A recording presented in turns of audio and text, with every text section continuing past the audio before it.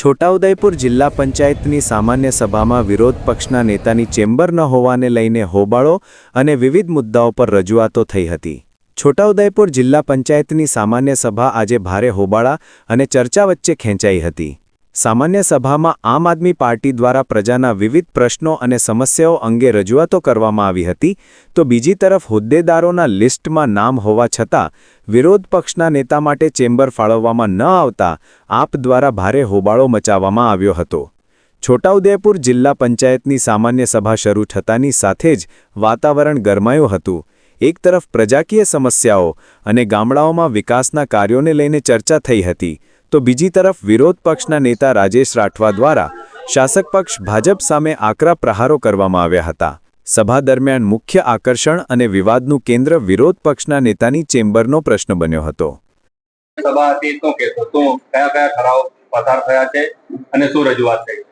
આજે છોટાઉદેપુર જિલ્લા પંચાયતની સામાન્ય સભા હતી. આમાં તમામ પદાધિકારી તેમજ ચૂંટાયેલ સભ્યો તેમજ આપણા અધિકારીશ્રીઓ પણ તમામ હાજર હતા અને આજે વિવિધ પ્રકારની બધી પ્રશ્નોત્તરી હતી. એ પ્રશ્નોત્તરી પૂછ્યું છે અને એમાં લેખિતમાં ખાસા બધા પ્રશ્નો છે બધાના. તો લેખિતમાં અમુકના જવાબ આવ્યા છે, અમુકના નથી આવ્યા. તો એના માટે બધી ચર્ચા વિચારણા કરી છે. ખાસ કરીને તમારું ચેમ્બર વિરોધ પક્ષનો જે ચેમ્બર હતો તે વિવાદને લઈ આપનું શું કહેવું? વિરોધ પક્ષના નેતા તરીકેનું જે ચેમ્બર દરેક કચેરીમાં તાલુકા પંચાયત હોય કે પછી લોકસભા હોય કે રાજ્યસભા હોય, દરેક જગ્યાએ વિપક્ષનું ચેમ્બર દરેક જગ્યાએ હોય જ છે. આ લોકો કહે છે કે કાયદાની જોગવાઈમાં નથી આવતું, પણ દરેક ગુજરાતની તમામ જિલ્લા પંચાયતોમાં વિરોધ પક્ષનું નેતાનું ચેમ્બર બધે ફાળવવામાં આવ્યું છે. છતાં આ લોકો અહીંયા જે આમ આદમી પાર્ટીનું જે પ્રદર્શન જોઈને આ લોકો વિરોધ પક્ષ તરીકે માનવા પણ લોકો તૈયાર નથી. પણ અહીંયા એટલી બધી સીટો આવી છે કે આ લોકોને 2027ના પણ સપના અત્યારથી જ આવવા લાગ્યા છે. શું લાગે છે વિરોધ પક્ષનું ચેમ્બર નથી તો આપનો શું આગામી? આગામી દિવસમાં જો વિરોધ પક્ષનું ચેમ્બર આ લોકો ના આપે તો અમે આવનારા દિવસમાં તમામ કાર્યકર્તા સાથે જિલ્લા પંચાયતનો પણ ઘેરાવો કરીશું અને જિલ્લા પંચાયતને પણ તાળા મારવાની ચીમકી અમે આપીએ છીએ. ગામનો પ્રોજેક્ટનો જે પ્રશ્ન ચાલે છે એના લઈને આપની શું રજૂઆત?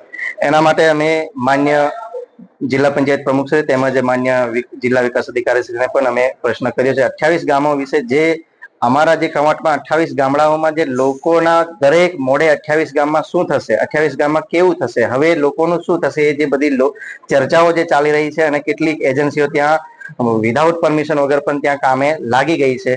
તો એના વિશે અમે ટૂંક સમયમાં આ લોકોને કીધું છે કે જવાબ અમને લોકો સુધી જો સાચો જવાબ ના પહોંચે તો અમે તમામ કાર્યકર્તાઓ સાથે તમામ સડન 28 ગામડા માટે સજ્જડ બંધ હાથેનું પણ અમે એલાન કરીએ છીએ. આખો છોટાઉદેપુર જિલ્લાને પણ અમે બંધ કરવાની ચીમકી અમે આપીએ છીએ.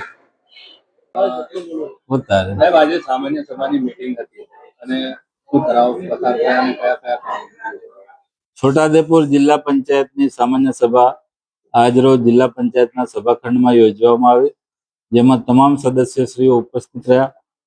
આ સામાન્ય સભામાં 16મા નાના પંચનું જિલ્લા કક્ષાનું આયોજન કરવામાં આવ્યું. એ સિવાય વિવિધ સદરોમાં જરૂરિયાત પ્રમાણે હેતુફેર કરવામાં આવ્યા. હેડપંપ રિપેરિંગ, ખેતીવાડીના સાધનો આપવાની યોજના, આ બધી ચર્ચા કરવામાં આવી અને આવનારા દિવસોમાં છોટાઉદેપુર જિલ્લાના પ્રજાને સુવિધા વધારે મળે એ દિશામાં આજની સભામાં ચર્ચા કરવામાં. વિરોધ પક્ષ તરફથી શું?